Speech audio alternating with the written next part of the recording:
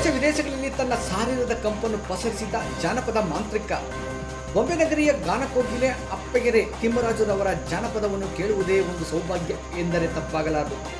ನಮಸ್ಕಾರ ಪ್ರಿಯ ವೀಕ್ಷಕರೇ, ಸಂಗ್ರಾಮ ಟಿವಿಗೆ ಸ್ವಾಗತ.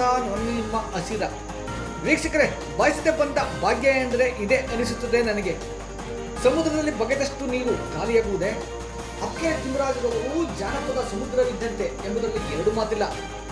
ಅಂತಹ ಜಾನಪದ ಸಮುದ್ರವನ್ನು ನೋಡುವ, ಅವರ ಪದವನ್ನು ಕೇಳುವ ಭಾಗ್ಯ ಬಂದದ್ದು ಯುವ ನಾಯಕ ಅಪ್ಪಗೆರೆ ಕಿರಣ್ ರವರ ತಂದೆ, ನಿವೃತ್ತ ಮುಖ್ಯ ಶಿಕ್ಷಕರಾದ ನಾಯಕರವರ ಉತ್ತರ ಕ್ರಿಯಾಟಿಯ ಸಂದರ್ಭದಲ್ಲಿ. ಜೂನಿಯರ್ ಮಹಾದೇವ ಸ್ವಾಮಿ ಎಂದೇ ಜನನಿತವಾಗಿರುವ ದೊಡ್ಡಮಳ್ಳೂರು ಮಹಾದೇವ ಸ್ವಾಮಿರವರ ಹರಿಕಥೆಯ ಮತ್ತು ನಂಜನಗೂಡು ಲೋಕೇಶವರ ತಬಲಾ ಗತ್ತು, ಊರಿಗಾರ ರಾಜುರವರ ಹಾರ್ಮೋನಿಯಂ ತಾಕತ್ತು, ಕೊಳ್ಳೆಗಾಲ ಮಹಾದೇವ್ ಚೇತನ್ ರವರ ರಿದಮ್ ಪ್ಯಾಡ್ ಅಬ್ಬರದಲ್ಲಿ ಮೊಳಗಿದ್ದು ಮರೆಯಾದ ನಾರಾಯಣರವರ ಶ್ರದ್ಧಾಂಜಲಿ ಪದಗಳು.